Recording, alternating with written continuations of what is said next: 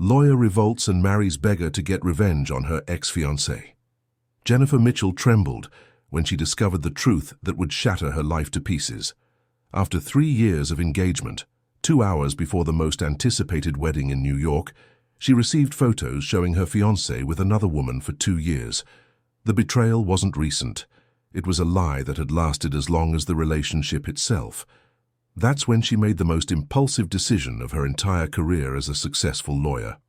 Still wearing the $70,000 wedding dress, Jennifer left the main church and walked through the streets of historic downtown Manhattan until she found the small St. Mary's church. There, sitting on the steps, was a man with a graying beard and worn-out clothes who was asking for some coins from passers-by. "Will you marry me?" she asked, clutching the bouquet of white roses tightly. The man looked up with surprised brown eyes. His beard was unkempt, his clothes stained, but something in his gaze caught her attention. "Are you serious, ma'am?" he asked, with a voice that carried politeness despite the circumstances. "Completely serious. Right now, if you accept." Daniel Carter was 52 years old and had been living on the streets of New York for 3 months. At that moment, looking at this elegant 35-year-old woman with her brown hair in a perfect bun and green eyes blazing with fury, he thought it might be a strange dream or a TV show prank. "Can you explain why a lady like you would want to marry someone like me?" Daniel asked, slowly standing up. Jennifer took a deep breath. The anger still burned in her chest like a fire threatening to consume everything around her. "Because 15 minutes ago, I discovered that the man I loved for 3 years had been cheating on me for 2. 300 people are waiting at St. Patrick's Cathedral to see me marry him, and I want him to know I'm nobody's property." Daniel studied her face carefully. Even with her makeup smeared by angry tears, she was extraordinarily beautiful. But it was the determination in her eyes that impressed him most. "And after? What happens after the revenge is over?" "After? We'll see what happens," Jennifer replied, extending her hand. "Do you accept or not?" Daniel looked at his own appearance. He hadn't had a proper bath in 3 months. His nails were dirty, his hair messy. He was a man who once had everything, and now didn't even have a roof over his head. "I accept," he said, touching her delicate hand with his calloused one. "But you need to know I have nothing to offer." "It doesn't matter. Let's go inside." The small church was almost empty. Only an elderly lady was praying in the first pew, and 2 men were talking quietly near the altar. The priest, a short, bald man of about 60, greeted them with surprise. "My child, can I help you?" asked the priest, noticing her wedding dress and his simple clothes. "We want to get married now, Father," Jennifer said, her voice firm. "Now? But do you have documents? Have you taken the marriage preparation course, published the bans?" "Father, I'm a lawyer. I know exactly what the legal requirements are. I brought all the necessary documents and can pay any additional fees to make this happen today." Jennifer opened her expensive purse and took out an organized folder. She had thought of everything: driver's license, social security number, birth certificate, proof of residence, marital status declaration. Everything needed to get married was there. "And you?" the priest asked Daniel. Daniel touched the pocket of his old pants and sighed. "Father, I have my documents, but they're in a complicated situation." "What situation?" Jennifer asked, showing real concern for the first time since she met him. "They're at a friend's house. When I lost my apartment, I stored everything there. I can go get it, but it'll take a few hours." Jennifer looked at her watch. It was 4 in the afternoon. Her original wedding was scheduled for 5. By now the guests must have discovered she'd disappeared. "I'm coming with you," she said, determined. "Dressed like that?" Daniel asked, indicating the elaborate gown. "Exactly like this." The priest shook his head, clearly confused by the whole situation. "My children. Perhaps it would be better to think this through calmly." "Father," Jennifer interrupted, "can you marry us today if we bring all the documents?" "Well, technically, yes, but—" "Then we'll see you at 7 o'clock." Jennifer and Daniel left the church together. She walked with determined steps, even wearing high heels, and he tried to keep up with her pace. "Where are we going?" she asked. "Greenwich Village, but it's almost 6 miles from here. Let's take a taxi." When a taxi stopped, the driver looked at them with a puzzled expression. An elegant bride and a homeless man weren't exactly a common pair. "Greenwich Village, please," Jennifer said, getting into the car. During the ride, Daniel stayed quiet, looking out the window. Jennifer took the opportunity to observe him more closely. Despite the worn clothes and unshaven beard, he carried himself elegantly. His hands, though dirty, had long, delicate fingers, like someone used to intellectual work. "May I ask your full name?" she said. "Daniel Carter Thompson. And yours?" "Jennifer Marie Mitchell Anderson." "Anderson? Was that the last name you were going to get today?" Jennifer felt her chest tighten. "Exactly." "And your ex-fiancé? What's his name?" "Brandon Anderson Hayes. He's a businessman, owns several construction companies. Traditional New York family." Daniel remained silent for a few seconds. "I know that name," he said finally. "What do you mean?" "It's a long story. Maybe I'll tell you later." The taxi stopped in front of a small but well-kept house in Greenwich Village. Daniel hesitated before getting out. "Jennifer, may I call you that?" "You may." "Jennifer, the homeowner is Mrs. Elizabeth. She's been very good to me, but she's an elderly lady and might be frightened seeing you like this, in a wedding dress with me. I'll explain the situation. I'm not sure it's a good idea to tell the whole truth." Jennifer took a deep breath. She was used to solving complex problems, but she'd never faced a situation like this.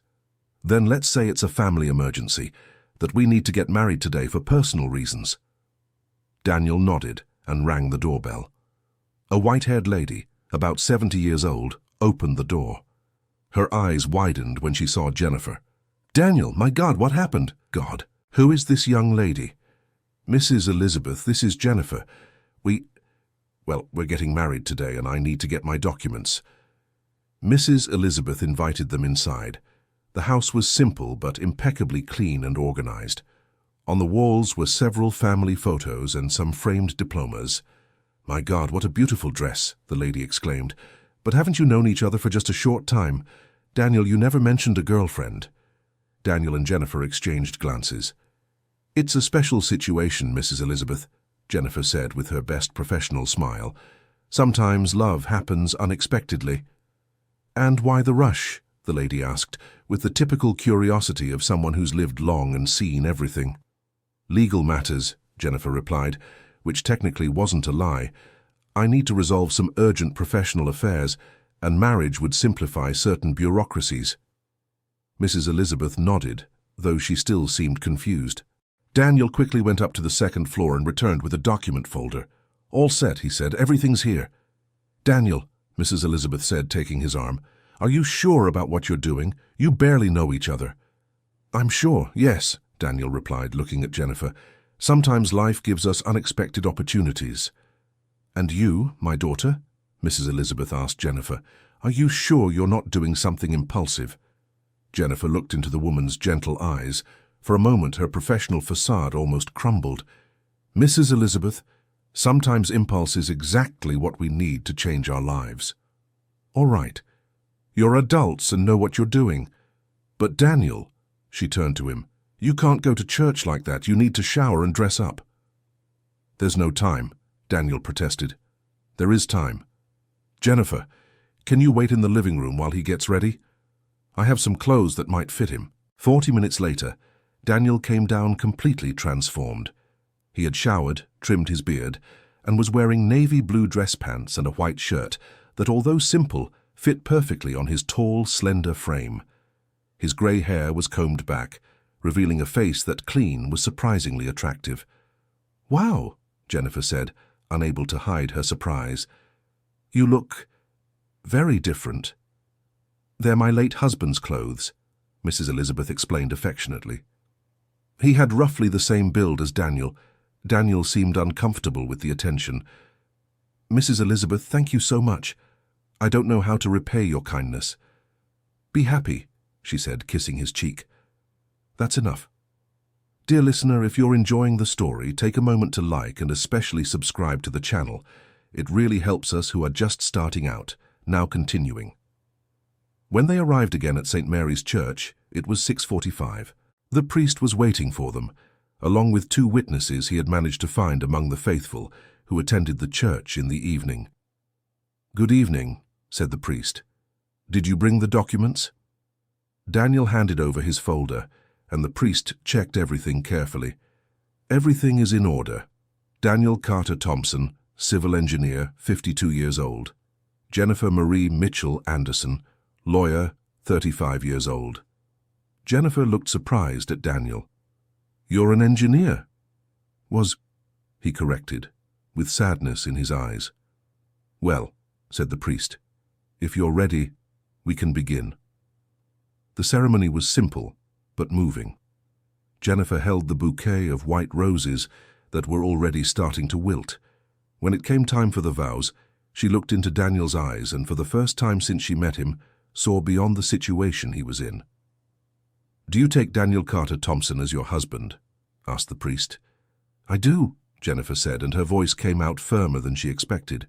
"Do you take Jennifer Marie Mitchell Anderson as your wife?" Daniel hesitated for a second, looking deeply into her eyes. "I do," he said, and there was sincerity in his voice. When the priest declared them husband and wife, Daniel gently kissed Jennifer's cheek. It was a chaste, respectful kiss, but somehow it touched her more than many passionate kisses she had received from Brandon. "Congratulations, Mr. and Mrs. Thompson," said the priest, smiling. "Actually, I'll keep my last name," Jennifer said. "Jennifer Mitchell." "As you wish," replied the priest. "May God bless you." When they left the church, it was already getting dark. Jennifer looked at her phone and saw 47 missed calls from Brandon, 23 from her mother, 15 from her best friend Rachel, and dozens of Chat Connect messages. "Problems?" Daniel asked, noticing her expression. "Nothing I can't handle," she said, putting away her phone. "Now I need to decide what to do next." "Look, Jennifer," Daniel said, stopping on the sidewalk. "I understand this was an impulse driven by anger. I don't expect anything from you. If you want me to disappear from your life now, I completely understand."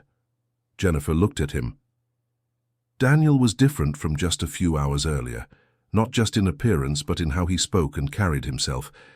There was a dignity about him that she hadn't noticed at first. "Actually," she said slowly, "I think we need to talk. Do you have somewhere to stay tonight? I usually sleep on the street, but Mrs. Elizabeth sometimes lets me sleep on her couch when it's really cold. No. You're my husband now, at least on paper. You'll stay at my apartment." Daniel shook his head. "I can't accept that. It would be taking advantage of the situation." "This isn't charity," Jennifer said firmly. "I'm being practical. I need to better understand who you are and what we're going to do from now on. Besides, when my family finds out I got married, they'll want to meet my husband. It's better if you're at least somewhat presentable." Daniel sighed. "All right. But just for a few days, until we figure things out." Jennifer's apartment was in the Upper East Side, in a modern, high-end building. Daniel looked around in admiration when they entered. It was a spacious apartment, elegantly decorated with a view of the city. "You can stay in the guest room," Jennifer said, showing the way. "There are towels in the bathroom cabinet. Tomorrow we can buy you some clothes." "Jennifer, I don't have money for clothes." "I'll buy them. Consider it part of our temporary arrangement." Daniel sat on the edge of the guest room bed, which was larger than any place he'd lived in for months. "Can I ask you something?" he said. "Of course." "What are you going to tell people? Your family, your friends, your co-workers?" Jennifer leaned against the doorframe. She still wore her wedding dress, but had removed the veil and let her hair down. "I'll tell the truth that I found out Brandon was cheating on me and decided not to marry him. As for the rest, we'll make it up as we go." "And Brandon, what's he doing now?" "Probably trying to explain to the guests why the bride disappeared 2 hours before the ceremony." Daniel shook his head. "You ruined his wedding too." "He ruined our relationship when he started cheating on me 2 years ago," Jennifer replied sharply. "I just refused to be made a fool of publicly." "I understand your anger, but using someone like me to get revenge. Hey, Jennifer interrupted him. I didn't use you. I asked if you would marry me, and you said yes. That was your decision too. Daniel nodded slowly. You're right. I accept the consequences of my choices. Great. Now I'm going to take a shower and get out of this dress. We have a lot to talk about tomorrow. When Jennifer left the room, Daniel was alone for the first time since meeting her.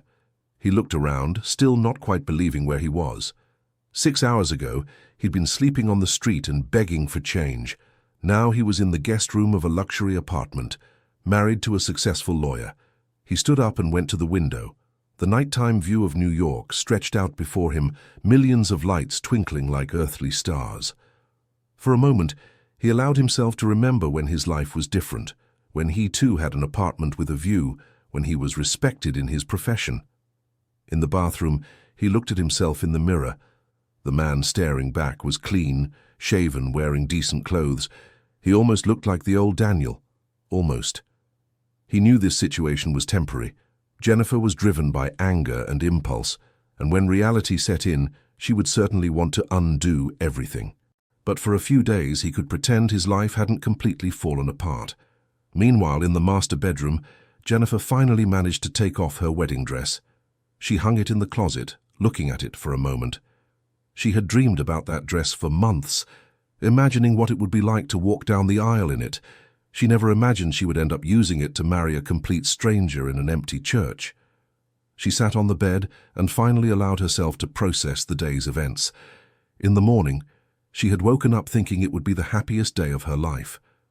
By evening, she was married to a man she had met just hours before. Her phone rang. It was Brandon. Again. For the first time since discovering the betrayal, she answered. Jennifer, thank God. Where are you? Everyone is worried. I'm fine, she replied, her voice calm. What happened? You just disappeared. The guests are all confused. Your mother is desperate. Brandon, she interrupted him. I saw the pictures. Silence on the other end of the line. What pictures? He asked, but his voice had already changed. The pictures of you with Ashley, at the hotel, over the last 2 years. Another silence, longer this time. Jennifer, I can explain. No need. I understood perfectly. That's why I decided not to marry you. Where are you? Let's talk in person.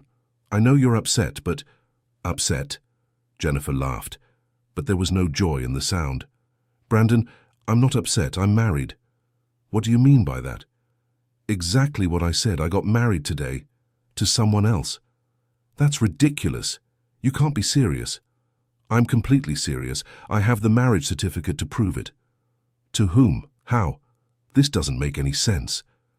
It makes perfect sense to me. Now, if you'll excuse me, I have to go. Good night, Brandon. She hung up before he could respond and immediately put the phone on silent. She knew he would try to call again, but she wasn't interested in any more conversations. She put on simple pajamas and went to the kitchen to make some tea. She found Daniel in the living room, looking out the window. Can't sleep? She asked. Still processing everything, he admitted. And you? Did you talk to your ex-fiancé? I did. Told him I got married. Daniel turned to her, surprised. You really told him? I did. By now, he must be trying to figure out who with and how to annul our marriage. And can he? Jennifer prepared 2 teas and offered one to Daniel. Not easily. Our marriage is legal and valid. To annul it, he would have to prove it was done under coercion or fraud. And it wasn't. We were both lucid and freely consented. Daniel drank his tea in silence. It had a chamomile flavor that calmed him a bit. Jennifer, can I ask a personal question? I think after today we've lost the right to formality. Why did you really do this? Revenge explains the initial impulse, but you could have backed out at any time. Why go through with it? Jennifer considered the question for a long time. You know, I've always done everything right in life. Studied, graduated, built my career, followed all the social rules, dated Brandon for 3 years, got engaged, planned a perfect wedding, and I found out that for 2 of those 3 years, He was lying to my face every day. She paused to drink her tea. When I saw those pictures, I realized my whole life was a lie. So I thought, if my planned and proper life is a fraud, what happens if I do something completely unexpected? And the answer? I still don't know. But for the first time in years, I feel like I'm in control of my own life, not following a script someone else wrote. Daniel nodded. I understand. Sometimes we need to break everything to rebuild it better. You sound like you're speaking from experience. I am, he said simply. Want to share what happened to you? Daniel hesitated. It's a long story and not very pleasant. We have time. He sighed and settled more comfortably into the armchair. I was a civil engineer. Had my own company. A good life. I was married for 15 years to a woman named Rebecca. We had a 12-year-old daughter, Emily. His voice dropped. 3 years ago, I discovered irregularities in a major project my company was handling. Corruption, substandard materials, bribing inspectors. The work was being done by other engineers in the company, but since I was the technical lead, my name was on all the documents. What did you do? I tried to fix the problems, but the other partners didn't want to. They were making a lot of money from the schemes. When I threatened to expose everything, they pushed me out of the company and started spreading rumors that I was responsible for the irregularities. Daniel paused, clearly reliving painful memories. The scandal was huge. I lost my professional license, my company, my assets. Rebecca couldn't handle the pressure and filed for divorce. She took Emily and moved to another state. I was left with the debts and lawsuits. That's terrible, Jennifer said, genuinely moved. The worst part was losing my daughter. Rebecca convinced Emily that I was a dishonest father who had shamed the family. I haven't seen my daughter in 2 years. And how did you end up on the street? I lost the apartment. Then the house I bought with what money I had left. I couldn't find work because no one trusts an engineer with a tarnished reputation. Bit by bit, everything fell apart until I had nothing left. Jennifer stayed silent for a few moments, absorbing the story. Daniel, you said you know Brandon's name. How? Daniel looked at her hesitantly. One of the companies involved in the scandal that ruined my life belongs to the Hayes family. I don't know if Brandon was directly involved, but the surname... My God, Jennifer murmured. Do you think he knew who you were? No. If he had, he wouldn't have agreed to the marriage. To him, I'm just another homeless person on the street. Jennifer stood up and began pacing the room, her lawyer's mind racing. This changes everything, she said. How so? If Brandon's family was involved in the scheme that destroyed your life, that's not a coincidence. It's fate. Daniel shook his head. Jennifer, I don't want revenge. I just want to rebuild my life and get my daughter back. What if I told you I could help you do both? How? I specialize in corporate and labor law. If you were wrongly accused and lost your license due to corruption you weren't part of, we can overturn that. And if we overturn it, you can prove to your ex-wife and daughter that you're not the dishonest man they thought you were. Daniel looked at her with hope for the first time in a long while. For you would do that? We're husband and wife now, at least on paper, and husbands help each other. But that would be a huge undertaking. Months, maybe years of legal proceedings. I have time, Jennifer said, smiling for the first time since discovering Brandon's betrayal. And I have extra motivation now. What motivation? To destroy anything with the Hayes surname involved. Daniel laughed, a genuine, warm sound. You're dangerous, Jennifer Mitchell. I am, and you haven't seen anything yet. The next morning, Jennifer woke to the sound of movement in the kitchen.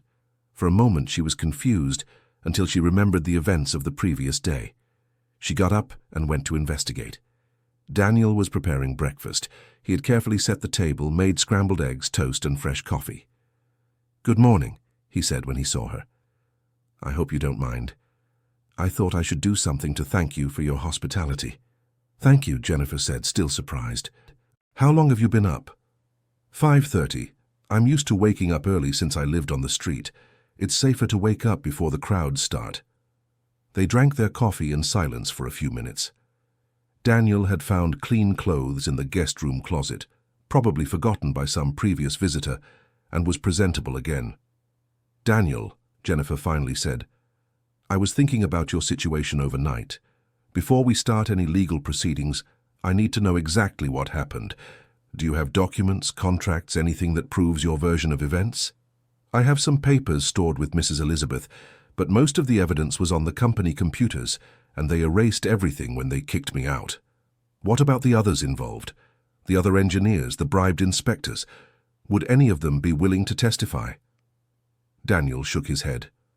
"Most were removed or fired too. Some moved to other states, and those who stayed won't want to get involved. Leave it to me. I'm good at convincing people to tell the truth." Jennifer's phone rang. It was her mother. "Jennifer, my daughter, where are you? I've been desperate since yesterday. Brandon told me an absurd story about you marrying someone else. That can't be true." "Good morning, Mum. And yes, it is true." "What do you mean it's true? Are you talking about a second marriage? A symbolic ceremony? A prank?" "No, Mom. A real, legal, official marriage. With a certificate and everything." "Jennifer, this is crazy. Who did you marry? Where? Why?" "It's a long story. How about you come for lunch here today and I'll explain everything?" "I will. And I'll bring your father too. We need to understand what's happening with you." After hanging up, Jennifer looked at Daniel. "My parents are coming for lunch. Are you prepared to meet them?" "Honestly? No. But I don't have a choice, do I?" "Actually, you do. You could go out for a walk while they're here." Daniel considered the option but shook his head. "No. If we're doing this, we're doing it right. I'm your husband, at least temporarily. I'll meet your family." "Okay, but first we need to get our story straight. What are we going to say about how we met?" "The truth? Part of it. Let's say we met yesterday and it was love at first sight. That you were going through a tough time in your life, but things are changing now." "What about my situation?" "We'll say you're an engineer starting over after some professional problems. We don't need to go into details for now." At 12 o'clock, Jennifer's parents arrived. Margaret Mitchell was an elegant 63-year-old woman, a former literature teacher, with well-cut grey hair and a posture that showed years of teaching. Richard Mitchell, 67, was a retired doctor, a tall, serious man who had raised his daughter with discipline and affection. Daniel greeted them at the door, wearing jeans and a polo shirt that Jennifer had bought for him that morning during a quick trip to the mall. "Dad, Mom, this is Daniel, my husband," Jennifer said bluntly. Margaret looked Daniel up and down, analyzing every detail. Richard extended his hand formally. "Pleased to meet you," Richard said, "though the circumstances are unusual." "The pleasure is mine, Mr. Mitchell," Daniel replied politely. "Mrs. Mitchell," he added, greeting Margaret. "Sit down," Margaret said, but there was coldness in her voice. "We want to understand exactly what's happening here." During lunch, Jennifer told an edited version of the story. She talked about discovering Brandon's betrayal, about meeting Daniel and feeling an immediate connection, about the impulsive decision to get married. "Jennifer," Richard finally said, "you're an intelligent and successful woman. But what you've done isn't smart. It's impulsive and dangerous." "Dad, I know it seems crazy." "It doesn't seem, it is," Margaret interrupted. "How long have you known this man?" "One day." "Do you know anything about his past?" "I know he's a civil engineer, that he's been through some difficulties, but he's a person of integrity," Jennifer replied, looking at Daniel. "What kind of difficulties?" Richard asked directly to Daniel. Daniel took a deep breath. "Mr. Mitchell, I was involved in a corruption scandal in the construction industry. I didn't participate in the illegal activities, but my reputation was destroyed in the process. I lost my company, my assets, my family." "And now you're starting over with our daughter?" Elizabeth asked skeptically. "Now I'm trying to rebuild my life, and your daughter is helping me with that." "Oh, I see," Richard said with irony. "Our daughter is funding your reconstruction. How convenient." "Dad!" Jennifer protested. "Jennifer, you're being manipulated," Elizabeth said. "This man took advantage of a moment of vulnerability from you." "That's not true," Daniel said calmly. "I tried to discourage her several times. I told her she should think it over." "Of course you did. That's exactly what a manipulator would say," Richard replied. The tension at the table was growing. Jennifer felt torn between defending Daniel and respecting her parents' concern. "Look," she said finally, "I understand that you're worried, but I've already made my decision. Daniel and I are going to try to make this work." "And if it doesn't work?" Elizabeth asked. "If it doesn't work, we get divorced. Simple as that." "Simple?" Richard exploded. "Jennifer, divorce isn't simple. It involves asset division, legal proceedings, financial complications. Dad, I'm a lawyer. I know exactly what it involves." "Then you should know you're making a huge mistake." Daniel stood up from the table. "Excuse me," he said politely. "I think it would be better if I left so you can talk as a family." "No," Jennifer said firmly. "You're part of the family now. Stay here." Elizabeth and Richard exchanged glances. "Jennifer," Elizabeth said in a softer voice, "we just want what's best for you. You're our only daughter and we worry. I know, Mom, but I need you to trust me and to give Daniel a chance." "A chance for what?" Richard asked. "To prove he's the man I believe he is." Daniel sat down again. "Mr. and Mrs. Mitchell," he said, "I completely understand your concern. If I had a daughter and she came home married to a stranger, I would react the same way." "At least you acknowledge that," Elizabeth murmured. "I do. And I want you to know that I have no intention of taking advantage of Jennifer's kindness. If at any point she decides she wants out of this situation, I won't create any obstacles." "Daniel," Jennifer said, "you don't have to justify yourself." "Yes, I do. They're your parents and they deserve respect." Richard observed Daniel more closely. "You said you're a civil engineer. From which university?" "MIT Engineering School. I graduated in 1995. "Do you know Professor William Harrison?"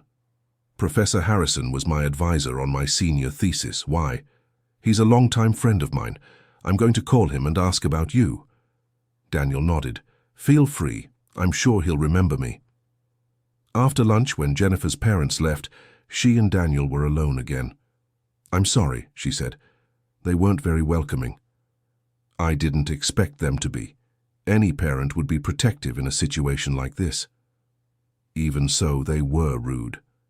"Jennifer, they have reason to be suspicious. I'm a complete stranger who appeared out of nowhere in your life." "You're not a stranger anymore," she said, and realized it was true. In just 24 hours, she felt she knew Daniel better than she had known Brandon in 3 years. "Why are you doing this?" Daniel asked suddenly. "Doing what?" "Defending me, insisting on this marriage, offering help with my legal situation. You don't owe me anything." Jennifer thought about the question. "You know, yesterday I thought I was acting out of revenge, but today I realize it's more than that." "What is it then?" "I think you remind me that there are honest people in the world. After discovering that Brandon had been lying to me for 2 years, I was starting to believe all men are liars and manipulators." "You barely know me. How can you be sure I'm not a liar too? Because you could have made up any story yesterday. You could have pretended to be someone else, with a different background. Instead, you told me the truth about your situation, even knowing it wasn't a pretty story." Daniel nodded slowly. "And what's the next step?" "Tomorrow we start investigating your case. I'll review all the documents, talk to potential witnesses, understand exactly what happened. If you were wronged, we'll prove it. And if we find out I wasn't wronged, that I was actually negligent or complicit in corruption." Jennifer looked into his eyes. "Then we'll deal with that too. But my instinct tells me you're telling the truth." "Your instinct could be wrong. You barely know me." "That's true. But my instinct about Brandon was right, wasn't it? I always felt there was something off about him, but I ignored those feelings. This time, I'll trust what I feel." That night, Jennifer worked late in her home office studying laws related to construction corruption cases. Daniel, not wanting to disturb her, stayed in the living room reading a book he found on the shelf. When she finally came out of the office, she found him asleep in the armchair, the book open on his lap. She watched him for a moment.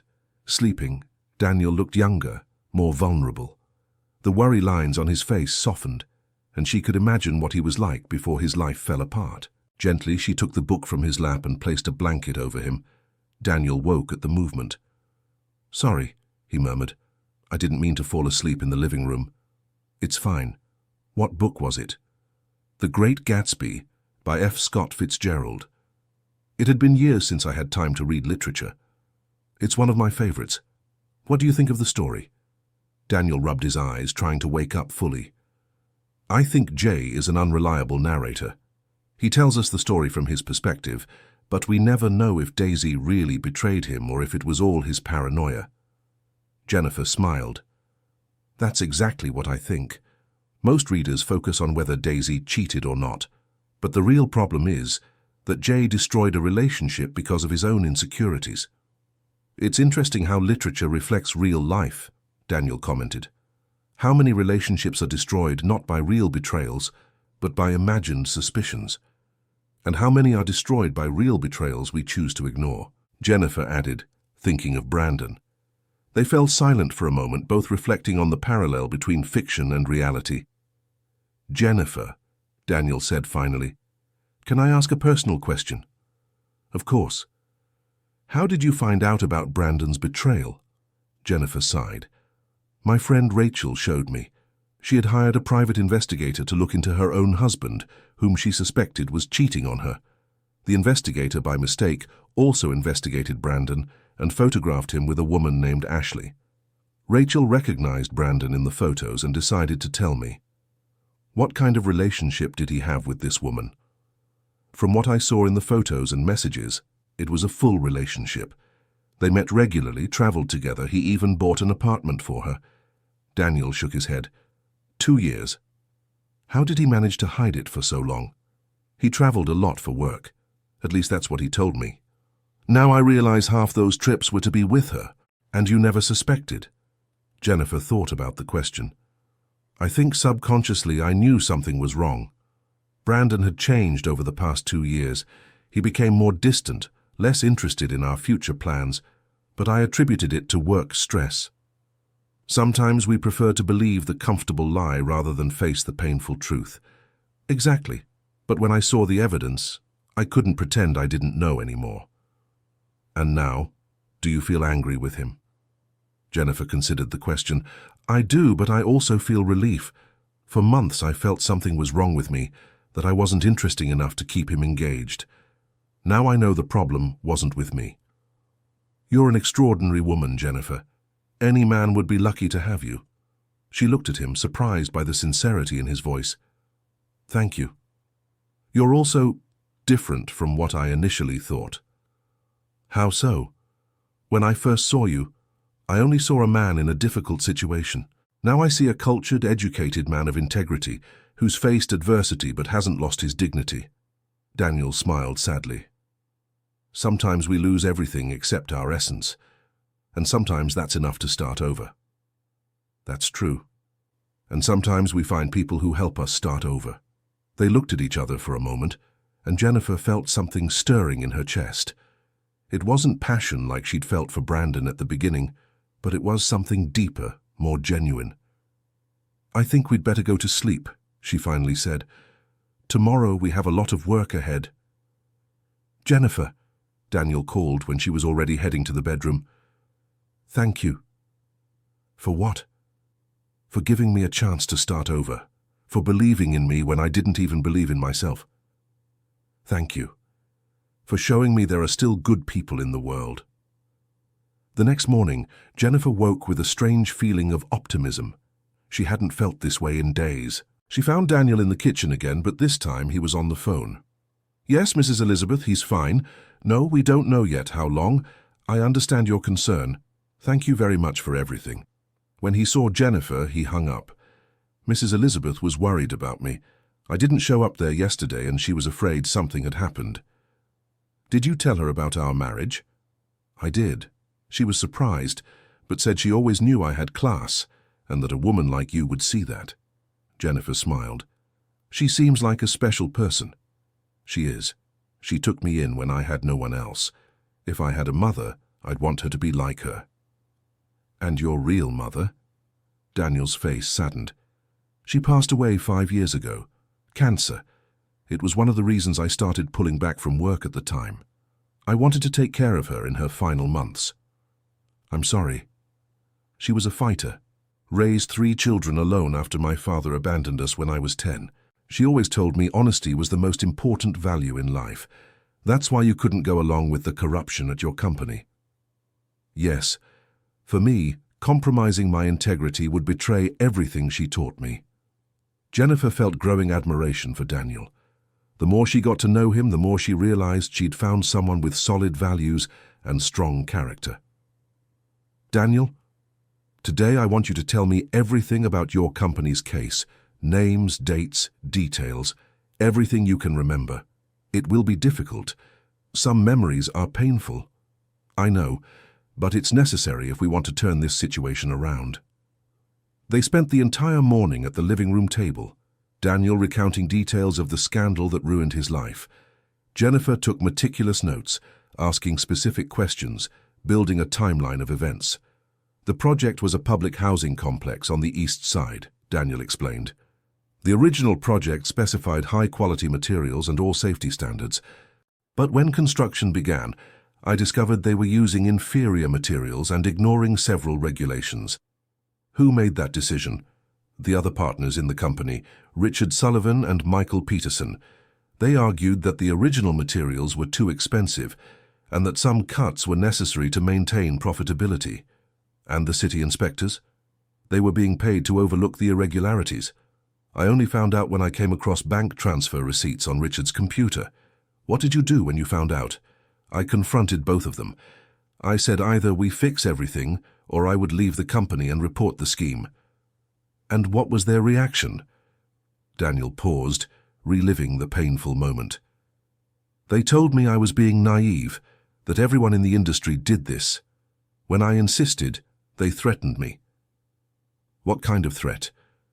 They said if I reported anything, they would make sure I was the only one held responsible. Since my name was on all the documents as the technical lead, it would be easy to frame me. Jennifer shook her head, outraged. And that's exactly what they did. Exactly. A week after our argument, I received a notification that I was being investigated for corruption and negligence. The two had manipulated documents to make it look like I knew about everything from the start. Did you have any evidence of your innocence? I had some emails where I questioned certain decisions and asked for explanations about materials, but they controlled the company server and deleted everything. And witnesses? Other employees who knew the truth? Some knew, but when the scandal broke, everyone was afraid of losing their jobs. No one wanted to testify on my behalf. Jennifer finished taking notes and was silent for a few minutes, analyzing all the information. Daniel, I need to ask you a difficult question. Go ahead. At any point did you actually know about the irregularities and do nothing? Daniel looked directly into her eyes. Never. I swear on my mother's memory. When I found out, I tried to correct it immediately. My mistake was not reporting it at the first suspicion. Jennifer believed him. There was something in the way he spoke, the genuine pain in his eyes, that convinced her of his sincerity. Okay, now we need to build a strategy. First thing, we'll try to recover evidence that was destroyed. How? Backups, external servers, personal emails, any digital traces that remain. Second, we'll locate the people who were involved at the time and try to persuade them to testify. Jennifer, it's been 3 years. People have moved on. Maybe. But injustices like yours tend to weigh on people's consciences, especially when they realize an innocent man's life has been destroyed. Jennifer's phone rang. It was Brandon again. Sorry, she said to Daniel. I need to answer this once and for all. Jennifer, we need to talk, Brandon said as soon as she answered. We have nothing to talk about, Brandon. About your crazy marriage, we do. I did some digging into this, Daniel.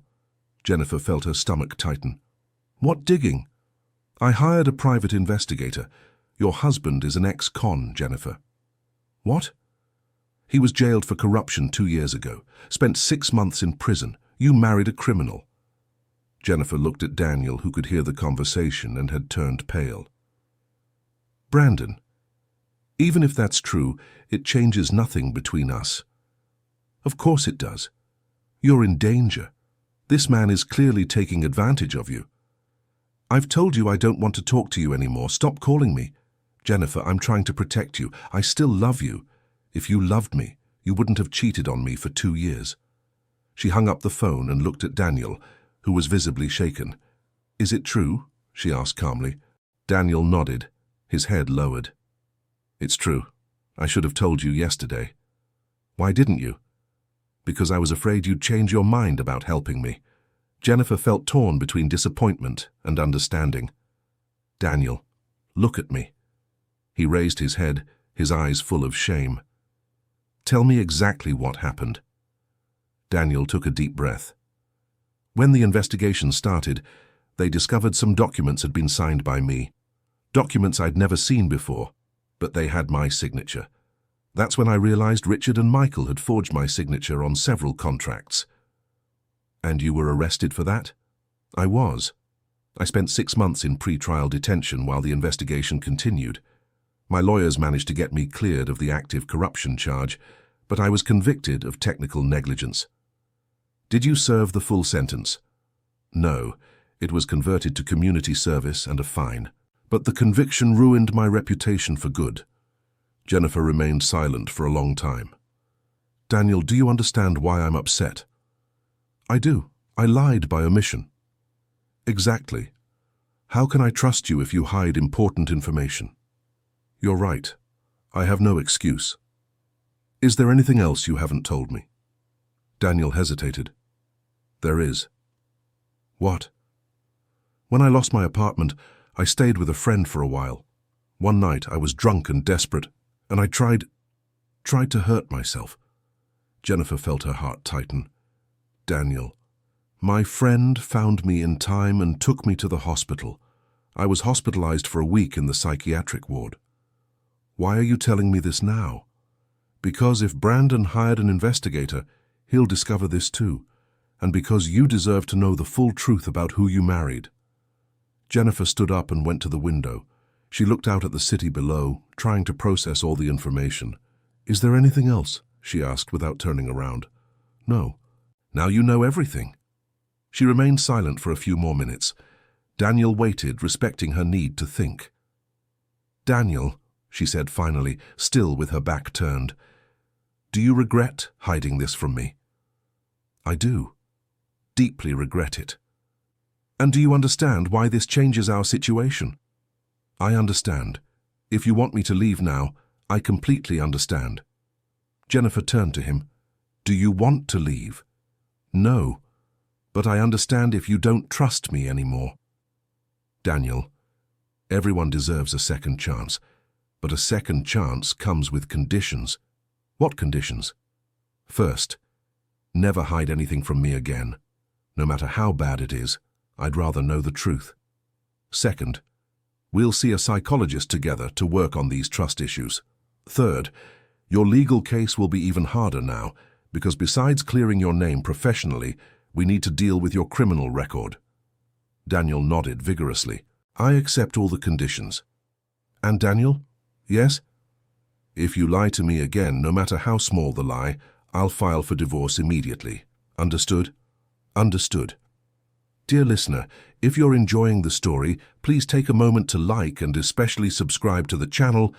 It really helps us who are just starting out. Now continuing.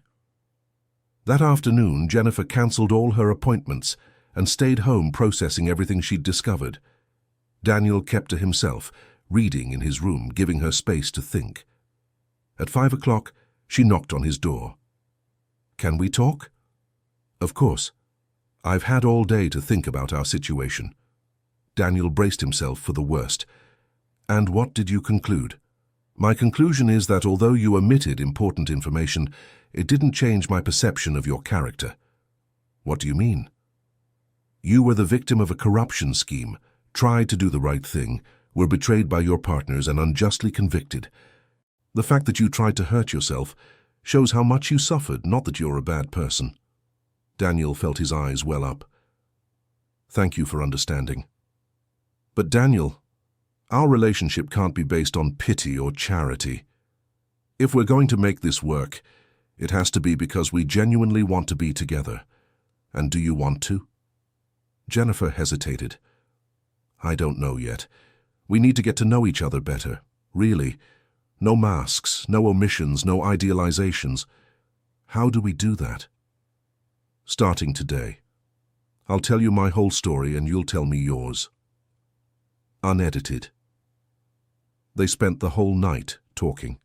Jennifer told him about her childhood as the only child in an upper-middle-class family, about the pressure to always be perfect, about her past relationships, about her insecurities and fears. Daniel told her about growing up poor, about working since he was 14 to help support his family, about his first marriage to Rebecca, about the joy of being a father, about the painful process of losing everything. "You know what's the hardest part?" Daniel said when it was already 3 in the morning. "It's not the poverty, it's the loneliness. When you lose everything, you lose people too. Rebecca, my daughter, my friends, my co-workers, everyone just disappeared." "And how did you bear it?" "Some days I couldn't. That's why I ended up trying, you know." "What made you keep going?" "The hope of one day proving my innocence and getting my daughter back. Emily is everything to me. She's turning 15 next month and I don't even know if she still remembers me." Jennifer felt her heart tighten. She does remember. No child forgets their father. "I don't know. Rebecca told her I'm a criminal. A 12-year-old doesn't understand nuances. To her, Daddy did bad things and that's why he can't be in her life anymore. Daniel, we'll get your daughter back, I promise." "How can you promise something like that?" "Because now I understand how important this is to you, and because I'll use every legal resource available to clear your name." Daniel looked at her with gratitude. "Why would you do this for me?"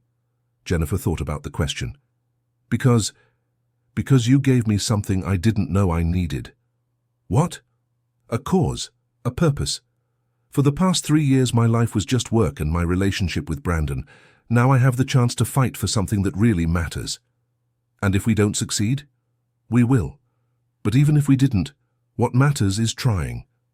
Daniel stood up and went to the window. "Jennifer, can I ask you a question?" "Of course. Do you regret marrying me?" Jennifer considered the question carefully. "No. I regret some circumstances. I regret not meeting you in a more conventional way, but I don't regret the decision. Even knowing everything now?" "Especially knowing everything now, because now I know you're someone who, even having lost everything, didn't lose your values." Daniel came back to her. "Jennifer, I need to tell you something." "What?" "I think I'm starting to fall in love with you." Jennifer felt her heart race. "Daniel, I'm not asking for anything. I just want you to know that what I feel has nothing to do with gratitude or convenience. It's real. It's too early for these kinds of feelings. I know, but I can't help it." Jennifer looked into his eyes and saw absolute sincerity. "I'm feeling something too," she admitted, "but I'm scared." "Scared of what?" "Of confusing compassion with love, of rebounding from my relationship with Brandon, of making decisions based on emotions that are still confused." "I understand, and what do we do?" "Let's take it slow. Let our feelings develop naturally without rushing. And in the meantime, we're partners. We worked together to resolve your legal situation, got to know each other better, built a solid foundation for whatever might happen between us." Daniel nodded. "Partners. Partners." The next morning, Jennifer woke up to the doorbell ringing insistently. She looked at the clock. 7:30 in the morning. "Jennifer, open this door right now," shouted a voice from outside. It was Brandon. Jennifer put on a robe and went to open it, with Daniel right behind her. "Brandon, what are you doing here?" "I came to get you," he said, trying to enter the apartment. "I've researched everything about this guy. He's a scammer taking advantage of you. Brandon, you have no right to come here and make a scene." "Yes, I do. We were together for 3 years. We were going to get married. You're my responsibility." Daniel stepped forward. "Mr. Anderson, I believe the lady was quite clear about not wanting any further contact with you." Brandon looked Daniel up and down with contempt. "You criminal, shut up. I'm talking to my ex-fiancé." "Your ex-fiancé is now my wife," Daniel said calmly, "and I won't allow you to disrespect her." "Jennifer," Brandon ignored Daniel completely, "I know you're angry because you found out about Ashley, but I can explain everything. You don't need to explain anything. It's all very clear. It's not. My relationship with Ashley was complicated. She was going through a tough time and I was just helping. Helping by paying for an apartment for her? Helping by traveling with her? Jennifer asked sarcastically. Okay, maybe I went too far, but I never stopped loving you. You're the one I want by my side. Well, I don't want you by my side. Brandon turned red with anger. This is ridiculous. You're going to throw away 3 years of a relationship because of some bum you met on the street? Daniel took a step forward, but Jennifer held him back. Brandon, she said firmly, you have exactly 10 seconds to leave my apartment before I call security. You've completely lost touch with reality.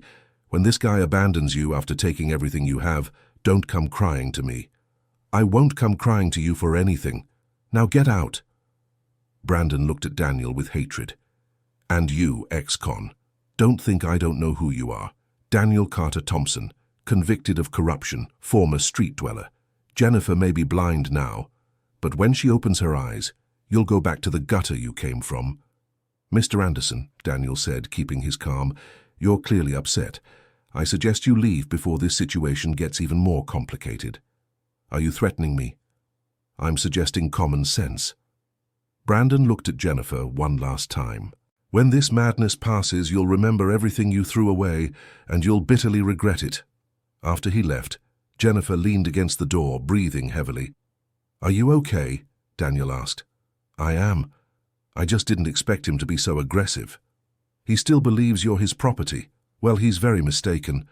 Daniel, there's one thing Brandon said that worries me. What? He knows too many details about your life. Full name, criminal record, where you lived. That means he really hired a professional investigator. And that's bad because if he's investigating you, he might be planning something to harm us. Brandon has influential contacts in the legal world. He could try to complicate our lives in ways we can't even imagine. Daniel nodded gravely. Then we need to get ahead of it. Exactly, and that means speeding up our plans to investigate your case. The faster we clear your name, the less ammunition he'll have against us. That same day, Jennifer officially began the investigation into Daniel's case. She contacted criminal defense attorneys, private investigators, and began building a network of professionals to help. The first breakthrough came 3 days later. Daniel, Jennifer said, entering the house visibly excited, we found something. What? Remember you said Richard and Michael had deleted all the emails from the company server? I do. They deleted them from the main server, but forgot the company had an automatic cloud backup system. The investigator I hired gained access to the backups. Daniel felt his heart race. And found what? Your emails questioning the irregularities, messages where you asked for explanations about the low-quality materials. And best of all, emails where Richard and Michael discussed how to frame you. They confessed in writing. Not explicitly, but there are very compromising messages. One of them says, we need to make sure Daniel takes the fall if this blows up. Daniel sat down, emotional. This means that... It means we have evidence of the conspiracy against you. Evidence that didn't exist during your original trial. What do we do now? Now we file for a criminal case review. With this new evidence, we can overturn your previous conviction. Daniel began to cry, not from sadness, but from relief. Jennifer, does this mean I can get my professional license back? If we overturn your criminal conviction, yes. And it also means you can sue Richard and Michael for conspiracy, slander, and emotional damages. And my daughter, can I try to regain custody? Let's take it one step at a time. First we clear your name, then we deal with the family matter. Daniel stood up and impulsively hugged Jennifer. Thank you, he murmured in her ear. Thank you for believing in me. Jennifer was moved by the hug. It was affectionate, but also desperate, as if he were clinging to the last hope in his life. No need to thank me, she said. We're doing this together. When they separated, their eyes met. For a moment, the tension between them was palpable. Daniel raised his hand and gently touched her face. Jennifer. Daniel, don't. Why not? Because it's still too soon. Because we're still dealing with so much. Because I need to be sure my feelings are genuine. Daniel lowered his hand, respecting her boundaries. I understand. Sorry if I was impulsive. No need to apologize. Just, let's take it slow. That night, as Jennifer worked in her office preparing the legal documents, Daniel stayed in the living room thinking about how his life had changed in just 1 week. 7 days ago, he was a man with no prospects, living on the streets with no hope for the future. Now he had a roof over his head, a partner fighting for his innocence, and for the first time in years, real hope of getting his life back. But along with hope came fear. Fear that everything was temporary.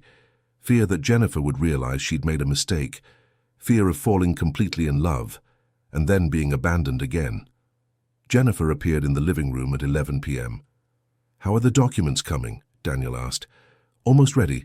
Tomorrow we file the criminal review request." "Jennifer, can I ask you something?" "Of course.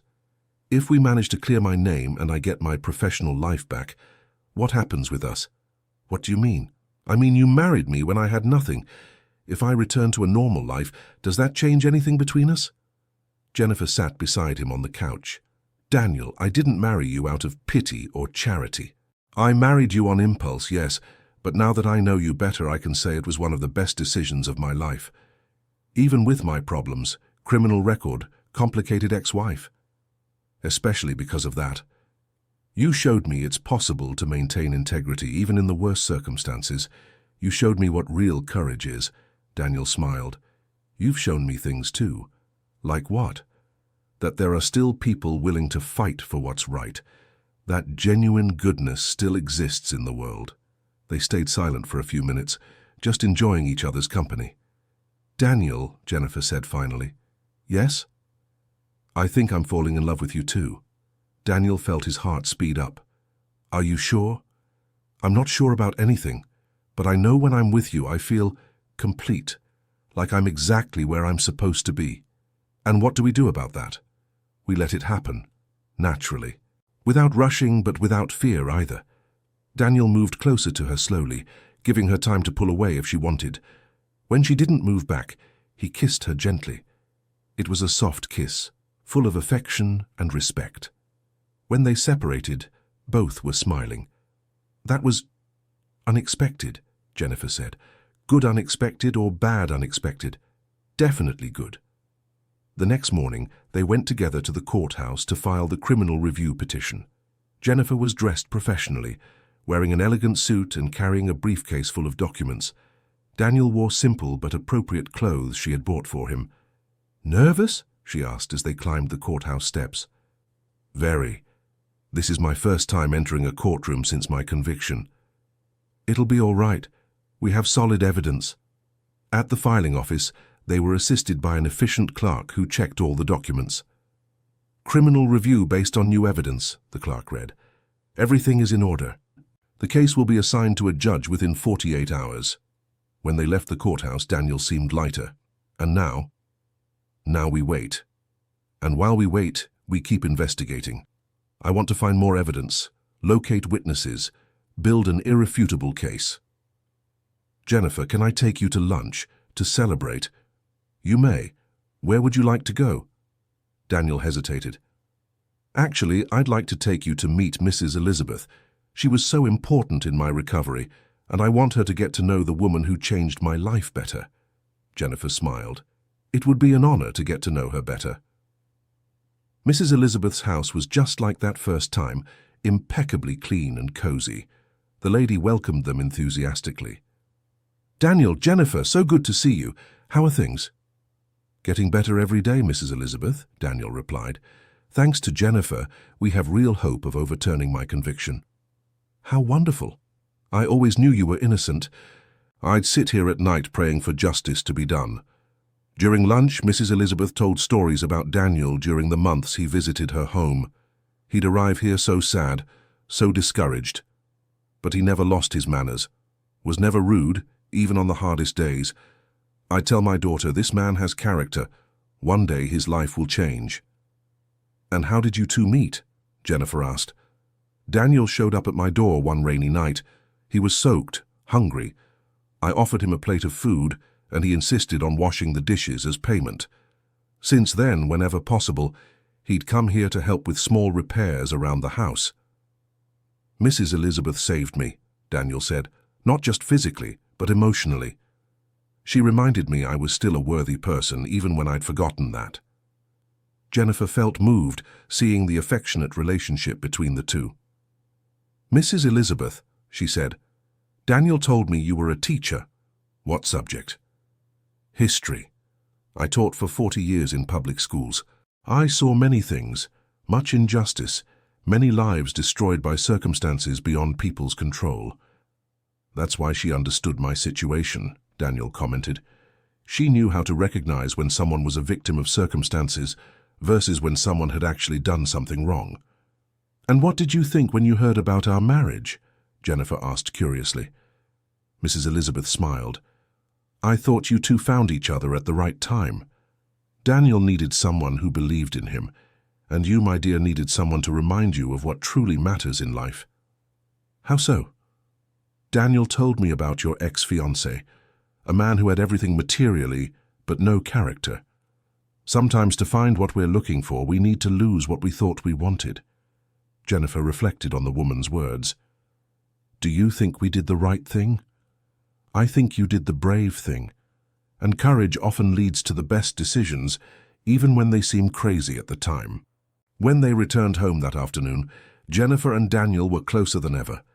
Mrs. Elizabeth's approval meant a lot to Daniel, and seeing the affection between them had touched Jennifer deeply. "She's special," Jennifer commented. "Yes, one of the wisest people I've ever known." "Daniel, can I ask you a question?" "Of course." "When you were at the lowest point in your life, what kept you from giving up completely?" Daniel thought about the question. "Two things. First, the memory of my mother. She went through so many hardships raising 3 children alone but never gave up. I felt that giving up would dishonor her memory. And the second, my daughter. Even knowing she probably hated me, I couldn't accept the idea of dying without at least trying to explain my side of the story. And now? Are those still your motivations?" "Now I have a third motivation." "Which is?" "You. I want to be the man you deserve. I want to prove that your bet on me wasn't a mistake." Jennifer felt her heart race at his sincerity. "Daniel, I know it's still early to talk about the future, but I want you to know that I'm taking our relationship very seriously. I am too. Even knowing all the complications, even knowing it might take years to completely resolve my situation. Especially because of that, the best things in life are rarely easy." Daniel pulled her closer and kissed her again, this time with more intensity. When they parted, both were breathing heavily. "Jennifer," Daniel murmured. "I know," she replied. "I feel the same way." That night, for the first time since they got married, they slept in the same room. They didn't make love, but spent the night talking, kissing gently, and discovering the emotional intimacy that precedes the physical. "Daniel," Jennifer said in the early hours, lying in his arms. I think I'm really falling in love." "You think?" "I'm sure. For the first time in my life, I'm not analyzing, planning, or trying to control a relationship. I'm just feeling. And how does it feel? It's scary, but it's also the most real thing I've ever experienced." Daniel kissed her hair. "I love you," he said simply. "Daniel." "You don't have to say it back. I just wanted you to know." "I love you too," she replied, surprised at how easily the words came out. "I don't know how it happened so fast, but it's true. Maybe it didn't happen fast. Maybe we've spent our whole lives looking for each other and simply found one another." The next morning, they were awakened by the phone. It was the lawyer Jennifer had hired to assist with the case. "Dr. Jennifer, I have news about Daniel's case. Go ahead." The judge overseeing the review process is Dr. Thomas Edwards. He's known for being strict but fair, and more importantly, he has repeatedly expressed his concern about cases of people wrongly convicted in corporate conspiracies. Is that good for us? It's excellent. If anyone is going to pay attention to our evidence, it's him. And when will we have an answer? Dr. Edwards tends to be quick. I believe in 2 or 3 weeks we'll have a preliminary position." After hanging up, Jennifer told the news to Daniel. 2 or 3 weeks, he repeated. After 3 years of waiting, 2 weeks seem like an eternity. It will pass quickly, and meanwhile, we have other things to resolve. Like what? Like our relationship, like our life together, like our future. Daniel looked at her affectionately. "And what do you imagine for our future?" "Honestly, I'm still figuring it out, but I know I want you in it. Even if my past always haunts us, even if I never fully recover my reputation. Daniel, your past doesn't haunt me, it inspires me. You went through the worst a person can go through and still kept your dignity. That's admirable, not shameful. And Brandon? Will he keep trying to interfere with us? Probably, but he has no real power over us, and the more he insists, the clearer it will become to everyone that he's a bitter man who can't accept rejection." As if he had heard the conversation, the phone rang again. It was Brandon. "Jennifer, we need to talk urgently." "Brandon, I already told you that. It's about your husband's criminal case. I found out things you need to know." Jennifer looked at Daniel, who could hear the conversation. "What things?" "I can't talk over the phone. Meet me this afternoon." "I'm not meeting with you." "Then bring your husband along. But you both need to know what I found out." "Why would you help us?" "Maybe because I realized you'll never come back to me if I keep trying to destroy your current relationship." Jennifer hesitated. It could be a trap, but it could also be important information. "All right, 6 o'clock at the cafe on 5th Avenue. Public neutral location." Agreed. At 6 o'clock, Jennifer and Daniel arrived at the cafe. Brandon was already there, alone, with a folder on the table. "Thank you for coming," he said as they approached. "What did you find out?" Jennifer got straight to the point. "When I had Daniel investigated, my investigator found some interesting things about his former partners." Brandon opened the folder and showed several photos and documents. Richard Sullivan and Michael Peterson didn't stop running schemes after Daniel's case. In fact, they intensified. "Go on," Daniel said. "In the last 2 years, they've been involved in at least 3 more cases of corruption in public works, always using the same method, putting a scapegoat to take the blame." Jennifer examined the documents. "Where did you get this?" "My family has contacts at the Internal Revenue Service and the District Attorney's Office. When I asked them to investigate Daniel, they found this other information too." "And why are you showing this to us?" Daniel asked, suspicious. Brandon sighed. Because maybe I've realized that Jennifer is right about some things." "What things?" "About integrity, about doing the right thing even when it's hard. You two are fighting for justice, and I was trying to interfere out of jealousy." Jennifer looked at him in surprise. "Brandon, I know you're not coming back to me. It took me a week to accept that, but I can at least try to do one right thing before I completely leave your life." "And what do you want in return?" Daniel asked, still suspicious. "Nothing. Consider it an apology for having been an idiot." Jennifer took the documents and analyzed them carefully. "Brandon, this is pure gold for our case. It shows a pattern of behavior by Daniel's former partners. I imagined it would be useful. It's more than useful. It's game-changing." Daniel looked at Brandon with a different expression. "Why did you change your mind about us?" Brandon hesitated. Because I spoke with people who know you. Your former employer, Mrs. Elizabeth, spoke wonders of you. And several people I know told me they'd never seen Jennifer so light, happy." "And Ashley?" Jennifer asked. "I ended things with her. I realize now I was with her for all the wrong reasons." "What reasons?" "Ego, novelty, the thrill of having something forbidden." "It wasn't love." Jennifer nodded. "And now? What will you do?" "I'll try to be a better person. Maybe seek therapy. Understand why I sabotaged the best relationship of my life." When they left the cafe, Jennifer and Daniel were silent, processing the unexpected encounter. "What did you think?" Jennifer asked. "Honestly, I think he was being genuine. and the documents he brought are truly valuable.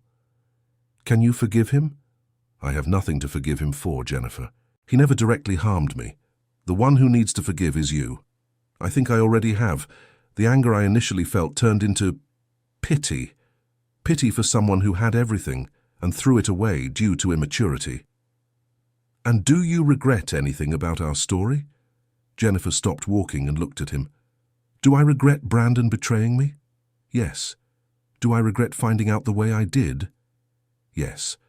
But do I regret the consequences? Meeting you? Marrying you? Never. Daniel kissed her right there on the busy sidewalk, not caring about the passers-by. I love you so much, he murmured against her lips. I love you too. A week later, Jennifer's lawyer called with news about the criminal review process. Ms. Jennifer, the judge reviewed the preliminary evidence and decided to expedite the process. He wants to see everyone involved in a hearing next week. Is that good or bad? It's excellent. It means he sees merit in our claims and wants to hear the whole story personally. Will Daniel have to testify? Yes, and it would be helpful if we could bring some witnesses too. That night, Jennifer and Daniel discussed the strategy for the hearing. I'm nervous, Daniel admitted. What if I can't express myself well? What if the judge doesn't believe me? Daniel, you just need to tell the truth, the same truth you told me, with the same sincerity. Will you be there? I will, as your wife and as your lawyer. Even though you're not a criminal law specialist, I hired an excellent criminal attorney to handle the technical aspects, but I want to be there to support you morally. On the morning of the hearing, Daniel was visibly nervous. He had spent the previous night reviewing all the facts, all the dates, all the details that could be important. Breathe, Jennifer said when they arrived at the courthouse. You're prepared. What if the judge already has a formed opinion against me? Then we change his mind with the facts. The hearing lasted 4 hours. Daniel testified for 2 hours, recounting his version of events in meticulous detail. The judge asked pointed, intelligent questions that showed he had studied the case carefully. When it was time to present the new evidence, Jennifer saw the judge's expression change. The recovered emails were devastating for Richard and Michael. Are these documents authentic? The judge asked. Yes, Your Honor, replied the computer expert Jennifer had hired. They were recovered from the company's backup system and have all the characteristics of authenticity. And why weren't they presented in the original trial? Because they were deliberately concealed by the defendants, and the defense was unaware of their existence. The judge spent another hour examining documents and taking notes. Mr. Daniel, he said finally, after reviewing the new evidence presented and your testimony, I will grant a 10-day period for the defense to prepare its final arguments. But I can say up front that I see substantial grounds for reviewing the previous sentence. When they left the courthouse, Daniel was emotional. Jennifer, can you believe he said he sees grounds for a review? Not just that. I could see from his expression that he's convinced of your innocence. What does that mean in practice? It means that in 10 days, most likely your conviction will be overturned. You'll be officially cleared. Daniel stopped in the middle of the sidewalk, too emotional to keep walking. Does that mean I can get my professional license back? Yes. Does that mean I can try to regain custody of my daughter? Yes. Does that mean I can rebuild my life? No, Daniel. It means you've already rebuilt your life. The rest are just legal details. Daniel hugged her and began to cry. They were tears of relief, of gratitude, of hope finally fulfilled. Thank you, he said repeatedly. Thank you for believing in me. Thank you for fighting for me. Thank you for loving me. Daniel, Jennifer said, also emotional, I'm the one who should be thanking you. Why? For showing me what true love is, for teaching me that the best things in life come when we stop searching and start living. Dear listener, if you're enjoying the story, please take a moment to like and especially subscribe to the channel. It really helps us who are just starting out. Now continuing. 10 days later, Judge Thomas Edwards delivered his decision. Daniel Carter Thompson's conviction was officially overturned. All charges against him were dropped, and it was determined that he had been the victim of a corporate conspiracy. The court decision also ordered the opening of a new criminal case against Richard Sullivan and Michael Peterson for document forgery, conspiracy, and obstruction of justice. "It's official," Jennifer said when she received the call from the lawyer. "You're completely cleared." Daniel was so emotional he couldn't speak. "And now?" he finally asked. "Now you file the request to reactivate your professional license, and now you can sue your former partners for moral and material damages. And my daughter? Now you have legal grounds to request a custody review. With your innocence proven, Rebecca can no longer claim you're an unfit father." That evening they celebrated at home with a bottle of champagne that Jennifer had saved for special occasions. "A toast," she said, raising her glass. "What shall we toast to?" "To justice, to perseverance, and to love that arises in the most unexpected moments." Daniel smiled and clinked his glass with hers. "And a toast to the most extraordinary woman I've ever met." After the toast, they kissed passionately. This time there was no hesitation, no doubts. It was the kiss of two people who knew exactly how they felt about each other. "Jennifer," Daniel said when they parted. "Yes? Can I sleep in your room tonight? I mean, actually sleep in your room, as husband and wife." "I think it's about time," she replied, smiling. That night they made love for the first time. It was intense, passionate, but also tender and respectful. It was the consummation of a relationship that had begun with impulse and revenge, but had transformed into genuine love. Afterward, lying in each other's arms, they talked about the future. "Daniel, now that your legal situation is resolved, I need to ask you something important." "Go ahead." "Do you want to stay married to me?" "What do you mean?" "I mean our marriage started under special circumstances. Now you're a free man, cleared, with the chance to rebuild your career. You don't need my help anymore.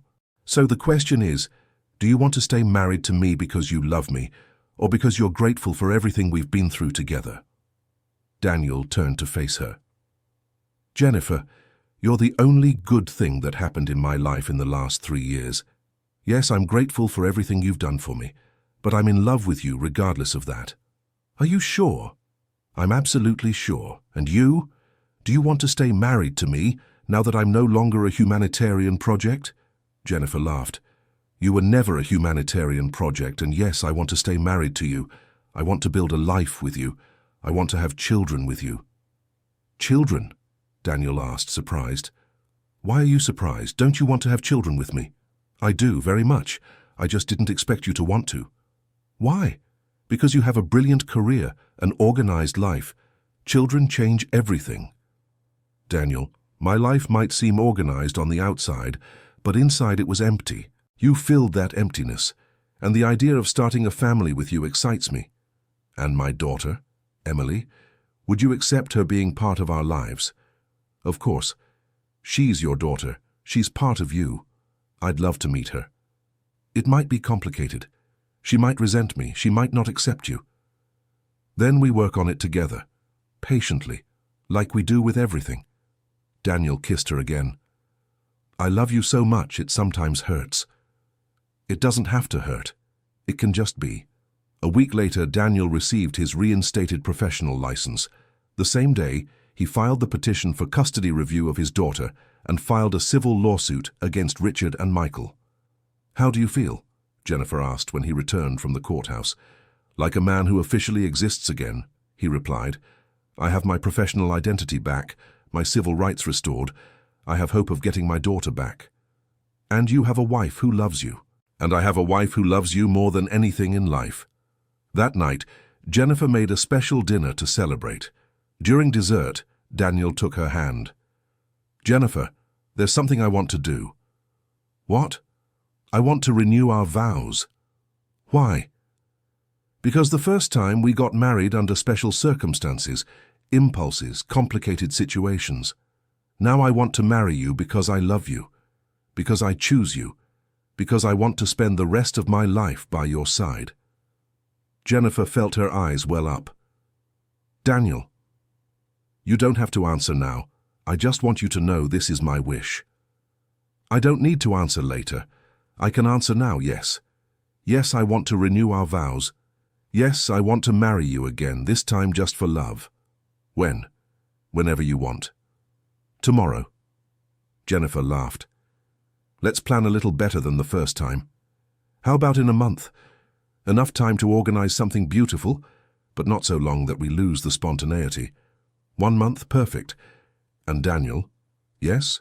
Next time I want your daughter to be there. What if she doesn't want to come? Then we keep trying until she does. The next day, Daniel called Rebecca, his ex-wife, for the first time in 2 years. Rebecca? It's Daniel. Silence on the other end of the line. Daniel? How did you get my number? Rebecca, I need to talk to you, and with Emily. It's important. Daniel, I don't think that's a good idea. Emily is fine. She's moving on. Rebecca, I was cleared. Officially.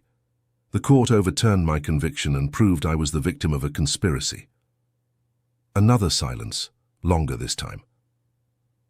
What do you mean cleared? We found evidence that proved Richard and Michael falsely incriminated me. I have documents, I have the court decision, I have my professional license reinstated. Daniel, is this true? It's completely true. Rebecca, I was never the dishonest man you thought I was. And now I can prove it. Rebecca started crying on the other end of the line. My God, Daniel, Emily has thought her father was a criminal for 3 years, and now she can know that her father is a man who was wronged, but fought to clear his name. What do you want from us? I want to see my daughter. I want to explain what happened. I want the chance to be a father again. She'll be 15 next month. She's practically an adult, has her own opinions, her own feelings. I know. I'm not expecting her to forgive me right away. I just want the opportunity to talk to her. Rebecca stayed silent for a long time. All right, she finally said, but slowly. First I'll tell her about your exoneration. Then, if she wants, you can talk on the phone. And only after that, if she feels comfortable, you can meet in person. Thank you, Rebecca. From the bottom of my heart. Daniel, I'm so sorry. For everything. For not believing you. For keeping Emily away from you. For... Rebecca, don't blame yourself. You did what you thought was best for our daughter with the information you had at the time. What matters is that now we can fix this. Are you okay? How have you been living? I'm doing very well. Actually, I got married. You got married? To whom? To the lawyer who helped prove my innocence. An extraordinary woman named Jennifer. Does she know about Emily? She knows everything, and she wants to meet her. Daniel, this is a lot to process. I know, let's take it slow. First Emily and me, then we'll see about the rest. When Daniel told Jennifer about the conversation, she was moved. How do you feel? Nervous, excited, terrified, hopeful, all at the same time. How long did Rebecca say she'd take to talk to Emily? A few days. She wants to choose the right moment. What if Emily doesn't want to talk to you? Then we respect her decision and wait. She's practically a teenager. She has the right to her own choices.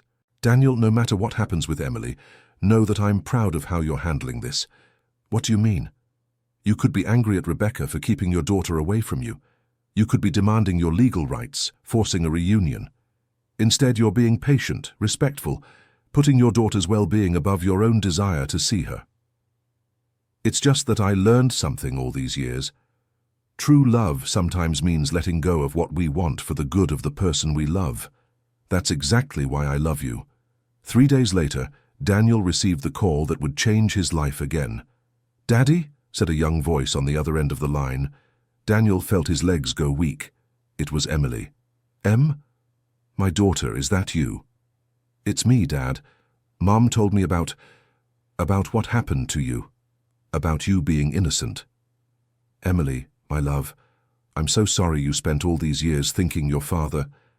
Dad, you don't need to apologize. Mom explained everything. You were tricked by bad people, right? That's exactly it, my daughter. I never did anything wrong. I just tried to do the right thing and got punished for it. Dad, I missed you. Even thinking you'd done bad things, I missed my father. Daniel started crying. I missed you every day too, Emily. Not a single day went by that I didn't think about you. Dad, can I see you? In person? Of course. Whenever you want. How about on my birthday? Next month? It would be the best present I could get. It would be an honor to be at your birthday, my daughter. And Dad? Yes? Mom said you got married.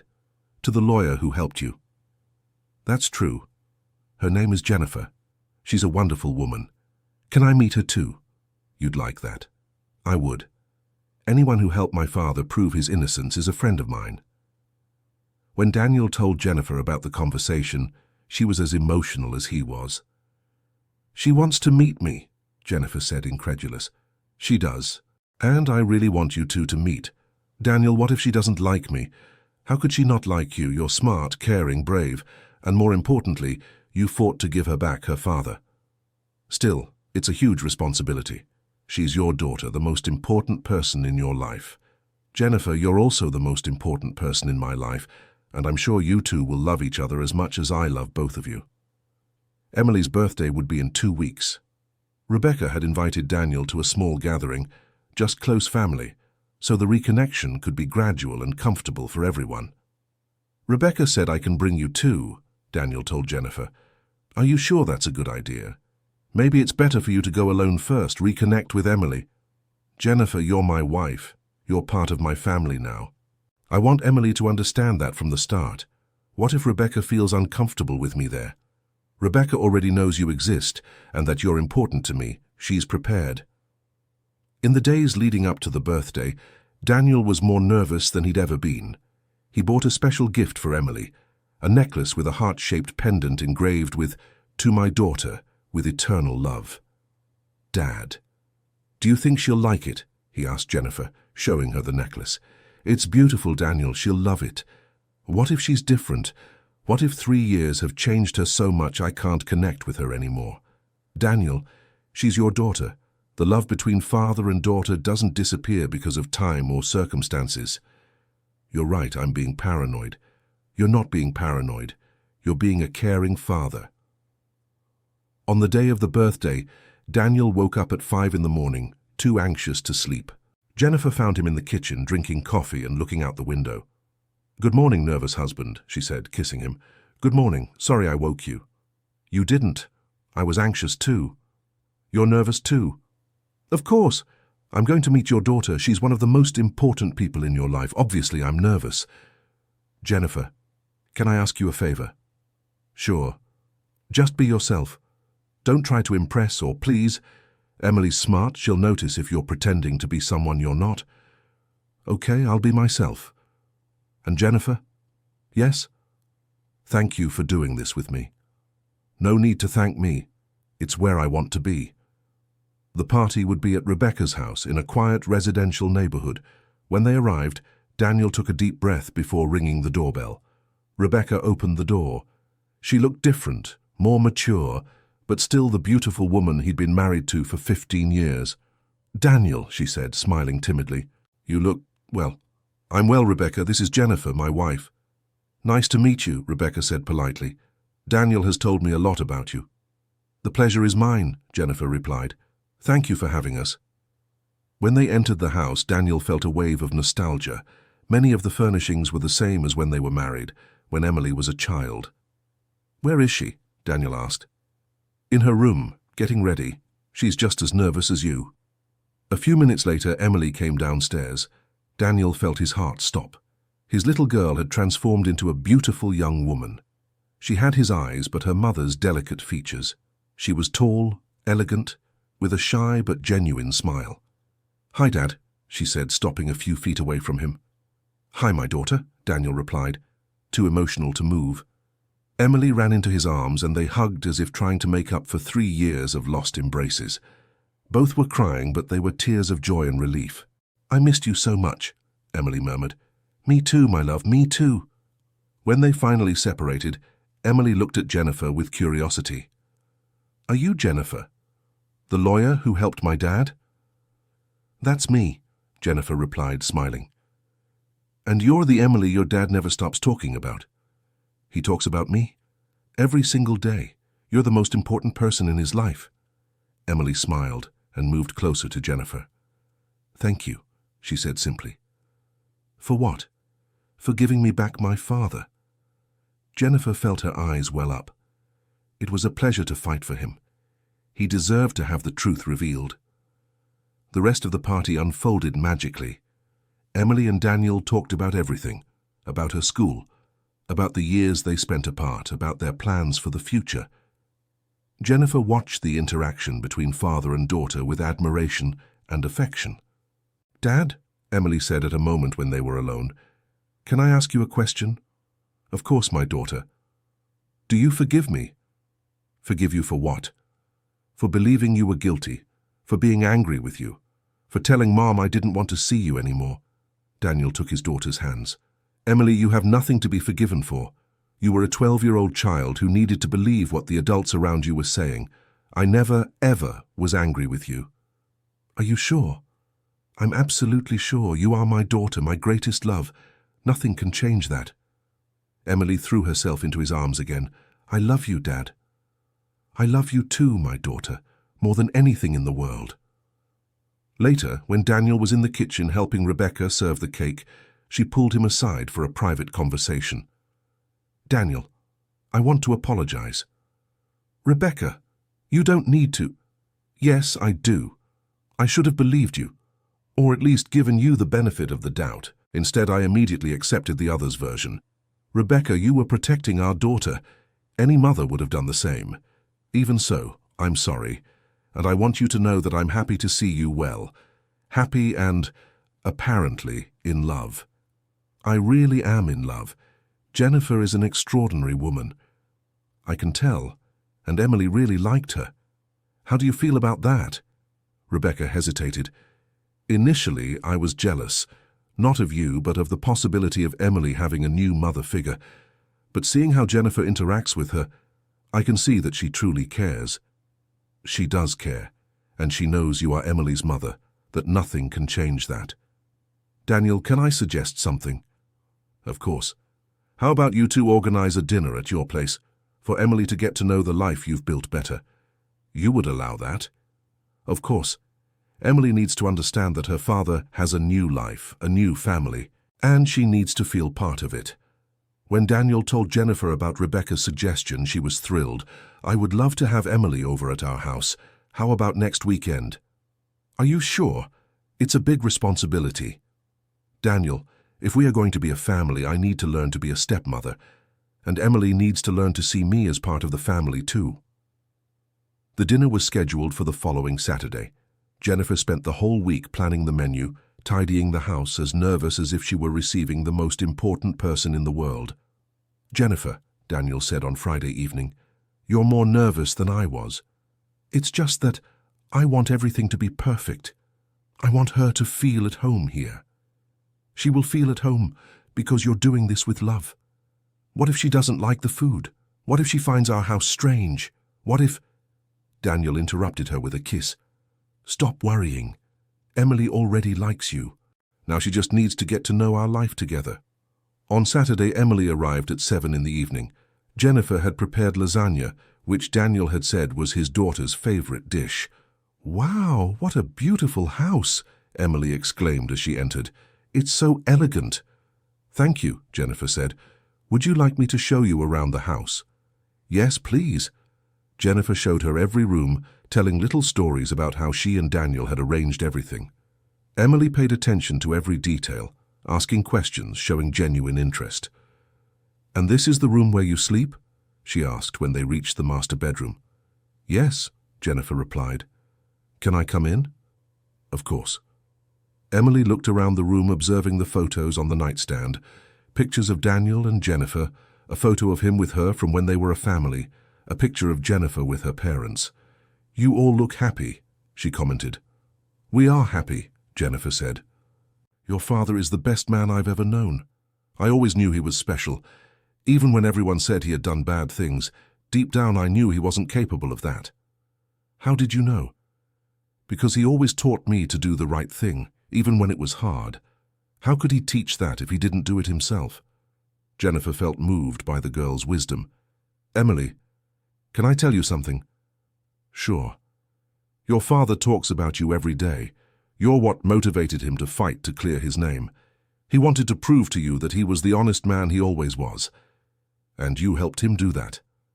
We helped each other." During dinner, the conversation flowed naturally. Emily talked about school, about her friends, about her plans for the future. Jennifer talked about her work, about how she met Daniel, about how she fell in love with him. "Aunt Jennifer," Emily said suddenly. "Yes? Can I call you Aunt?" Jennifer felt her heart race. "If you want to, it would be an honor." "Then, Aunt Jennifer, can I ask you a personal question?" "Go ahead." "Are you going to have children?" Jennifer looked at Daniel, who nodded encouragingly. "We'd like to," she replied. "Why do you ask?" "Because if you have children, I wanted you to know that I wouldn't get jealous. I'd like to have siblings." Daniel stood up and hugged his daughter. "Emily, you'll always be my oldest daughter, my first love. Nothing can change that." "I know, Dad, and I know Aunt Jennifer would love any sibling of mine too." "How can you be so sure?" Jennifer asked. "Because I see how you look at Dad, and I see how you look at me. You have plenty of love to give." After dinner, they watched a movie together, Emily lying between Daniel and Jennifer on the couch. It was a simple domestic scene, but it meant everything to Daniel, having his daughter and his wife together, in harmony, building their first moments as a family. "Dad," Emily said when the movie ended. "Yes, my daughter. Can I come here more often, maybe stay some weekends?" "Of course, whenever you want." "And Aunt Jennifer, will you teach me some things about law? I think I want to be a lawyer when I grow up." "It would be my pleasure," Jennifer replied, moved. When Rebecca came to pick up Emily, she spent a few minutes talking with Daniel and Jennifer. "I can see she felt at home here," Rebecca commented. "We hope so," Daniel said. "We want her to know she'll always have a place in our lives. And I want you to know that I completely support this. Emily needs her father, and she needs to understand that it's possible to have an expanded family based on love and respect." "Thank you, Rebecca," Jennifer said. "I know it can't be easy for you to share Emily with us. Actually, it's easier than I thought, because I can see that you genuinely love her, and a child can never have too much love." In the following weeks, a new routine was established. Emily spent some weekends at Daniel and Jennifer's house, participated in family dinners, and gradually became a natural part of the couple's life. 1 month after Emily's birthday, Daniel and Jennifer scheduled their vow renewal for the following weekend. "Do you want me to help organize it?" Emily asked when she learned of the plan. "Would you like to help?" Jennifer asked. "I'd love to. I've never helped organize a wedding." "Then you'll be our official wedding planner," Daniel said, laughing. The ceremony would be at the same St. Mary's church where they had first married, but this time with family and friends present. Jennifer's parents, who had initially been skeptical about the relationship, now fully supported the couple after getting to know Daniel better. "Daniel has proven to be a man of exceptional character," Richard had told Jennifer, "and more importantly, you're radiant. I've never seen you so happy." "He brought out the best in you," Elizabeth had added, "and you brought out the best in him." Mrs. Elizabeth, of course, would be one of the honored guests. Brandon had sent a congratulatory card, sincerely wishing them happiness. Rebecca would also be present, along with Emily. "It's strange," Rebecca had commented to Daniel, "being at my ex-husband's wedding, but it's also beautiful to see you happy again." On the morning of the vow renewal, Daniel woke up early and found Jennifer in the kitchen. "Good morning, bride," he said, kissing her. "Good morning, groom. Nervous?" "No. This time I'm just eager to make official what we've known for months, that we're a family." "A family," Jennifer repeated, smiling. "I like how that sounds. And it will sound even better when we have a few more members. Daniel Carter Thompson, are you asking me to have children with you on the morning of our wedding?" "Actually, I'm saying I can't wait to start trying." Jennifer laughed and kissed him. "Then let's get married soon so we can start our honeymoon." The ceremony was simple but moving. Daniel wore a stylish suit that Jennifer had chosen for him. She wore a white dress, simpler than the first one, but no less beautiful. When it came time for the vows, Daniel took Jennifer's hands and spoke from the heart. "Jennifer, when I met you, I was a lost man, without hope, without a future. You not only gave me a second chance at life, you taught me that true love isn't what we find when everything is perfect, but what we choose when everything is difficult. I promise to love you not just on the good days, but especially on the bad ones. I promise to be the man you deserve, every day of my life." Jennifer, with tears in her eyes, replied, "Daniel, you taught me that courage isn't the absence of fear, but doing the right thing despite fear. When I found you, I was running from a lie. With you, I learned to live a truth. I promise to fight by your side in all battles, celebrate every victory, and build with you the family of our dreams. I love you not for the man you were or the man you might become, but for the man you are today." When the priest declared them husband and wife again, the kiss was long, passionate, full of promises for the future. Emily was the first to run and hug them. "Dad, Aunt Jennifer, now we're officially a family." "We've always been a family, my daughter," Daniel said. "Today we just made it official." The celebration was at Daniel and Jennifer's house, with an intimate dinner for the most important people in their lives. During the toast, Richard stood up to speak. "Daniel, when my daughter came home married to a stranger, I thought she had lost her mind. Now I realize she had just found her soulmate in an unconventional way. May you be happy forever." Elizabeth added, "Jennifer, you've always been an exemplary daughter, but sometimes I worried you were too rational, that you wouldn't let your heart guide your decisions. Daniel taught you to balance reason and emotion. And Daniel, you taught our daughter that there's a difference between impulsiveness and courage." Mrs. Elizabeth, emotional, was next. "Daniel, my son at heart, when you showed up at my door on that rainy night, I knew God was giving me the opportunity to help a disguised angel. You taught me that sometimes the most hurt people are the ones with the greatest capacity to love."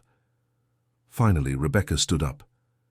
"This might seem odd, considering I'm the groom's ex-wife," she began, drawing laughter from everyone. "But I want to say I'm genuinely happy for you both. Daniel, you deserve this happiness after all you've been through. And Jennifer, thank you for giving Emily the father she deserves." Not wanting to be left out, Emily asked to speak too. "Dad, Aunt Jennifer, thank you for showing me that family isn't just about blood. It's about choice, about love, about being present. You chose me as your daughter and stepmother, and I choose you as my father and mother of the heart." When the party ended and everyone had left, Daniel and Jennifer were alone in the house, exhausted but happy. "How do you feel, Mrs. Thompson?" Daniel asked, joking with the last name. "Actually, keep calling me Mrs. Mitchell," she said. "I've decided to keep my maiden name professionally." "And personally?" "Personally, I'm your wife, regardless of the last name." They kissed again with the passion of newlyweds, but also with the depth of two people who had faced adversity together. "Daniel," Jennifer said when they parted. "Yes? I think it's time we start working on those children we've been wanting." Daniel smiled and picked her up. "Mrs. Mitchell, it would be my honor." 2 years later, Daniel and Jennifer were in the garden of their new home, a larger property they had bought when they found out Jennifer was pregnant with twins. Daniel had resumed his career as an engineer, now as a partner in an ethical and transparent firm. Jennifer continued practicing law, but now focused on social injustice cases. Emily, now 17, was playing with her 2-year-old twin siblings, Richard and Elizabeth, named after their maternal grandparents. "Dad," she said as Daniel approached, "Richard is trying to eat dirt again." "It's a phase," Daniel laughed, picking up his son. "You used to eat dirt at that age too." "I did not eat dirt," Emily protested. "Yes, you did, and worms too." "You!" "Aunt Jennifer, he's making up stories about me." Jennifer, who was just getting home from work, kissed Daniel and then kissed all 3 children. "How was Mom's day?" Emily asked. "Tiring but rewarding. We won Mrs. Mary's case today." Mrs. Mary was a 70-year-old woman who had been illegally evicted from her home. Jennifer had decided to take the case pro bono after the story touched her. "That's great," Emily said. Mrs. Mary deserves justice. Everyone deserves justice, Daniel added. That's why Mum works so hard for people who can't afford lawyers. And that's why Dad only works with honest companies now, Jennifer added. You're my heroes, Emily said, making Daniel and Jennifer look at each other with emotion. That night, after the children had gone to sleep, Daniel and Jennifer sat in the garden, watching the stars. What are you thinking about? Jennifer asked. About how strange it is to think that if Brandon hadn't betrayed me, none of this would exist. Do you regret anything? The suffering I went through, the time lost away from Emily, the financial struggles. But I don't regret the choices we made. Neither do I. Sometimes I think we needed to go through all that to find each other. Do you think we're a cliché? The beggar and the princess who fell in love? I think we're proof that true love can come from the most unlikely circumstances, Jennifer replied, and that sometimes the worst things that happen to us lead to the best. Daniel took her hand. Jennifer, can I ask you a question? Always. Do you still feel like you married me out of revenge? No. Now I know I married you because it was meant to be. Revenge was just the excuse my subconscious used to make me take one of the best decisions of my life. What if you could go back, if you could relive that day? I'd do everything exactly the same. Every choice, every word, every moment. Because all of it brought me here to this life with you and our children. Daniel kissed her under the stars, surrounded by the garden of the house they had built together, with the children sleeping inside, and Emily in the guest room. I love you, he murmured. I love you too. Forever. 5 years later, Daniel was at the altar of St. Mary's Church again, but this time, not as the groom. He was there as a father, walking Emily down the aisle to where her future husband waited. Emily had graduated from law school, following in her stepmother's footsteps, and met her fiancé, a young doctor, during a pro bono legal aid project. Dad, she whispered as they walked, thank you for showing me what a man of character looks like. It helped me choose well. It was my joy, my daughter, Daniel replied, moved. When they reached the altar, Emily turned to him. Dad, I love you. And thank you for bringing Aunt Jennifer into our lives. She brought herself, Daniel said. I was just lucky to be in the right place at the right time. In the front row, Jennifer watched the scene with the twins, now 7 years old, one on each side. Richard and Elizabeth were fascinated watching their older sister get married. Mom, Elizabeth whispered, when I grow up, can I get married in the same church where you got married? If you want, my daughter, Jennifer answered. But first, you need to find someone as special as your father. And how will I know if he's special? You'll know because he'll make you want to be a better person, just like Daddy does for me. When the ceremony ended, the whole family gathered for photos. 3 generations. Daniel and Jennifer, Emily and her new husband, Rebecca, with her new partner, a kind teacher she had met 2 years earlier, the twins, and even Mrs. Elizabeth, now 75, but still vibrant. Do you know what the best part of all this is? Mrs. Elizabeth said to Daniel and Jennifer. What? They asked. It's seeing that love really wins, that good people find their happiness, even when the path is difficult. That night, at Emily's wedding reception, Daniel and Jennifer danced together to the same song they had danced to at their vow renewal. Daniel, Jennifer said as they danced. Yes? Do you remember what I said on our first date? That sometimes we need to break everything to rebuild it better. I remember. I think we succeeded. We broke our old lives and built something much better. Not only did we succeed, Daniel said, we built a legacy. Look around you. Jennifer looked. Emily was dancing with her husband, radiant with happiness. The twins were playing with other children at the party.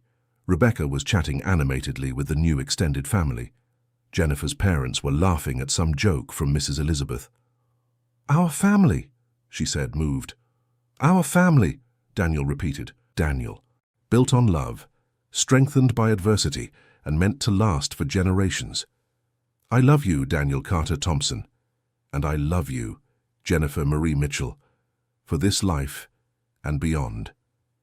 They kissed in the middle of the dance floor, surrounded by the entire family they had built together. It was the kiss of two people who had started with a marriage of revenge and built an empire of love. End of story. So, dear listeners, what did you think of this incredible journey of Daniel and Jennifer? A story that began with anger and revenge, but transformed into the purest and truest love. Tell us in the comments, do you believe impulsive decisions can lead to the best destinies in our lives?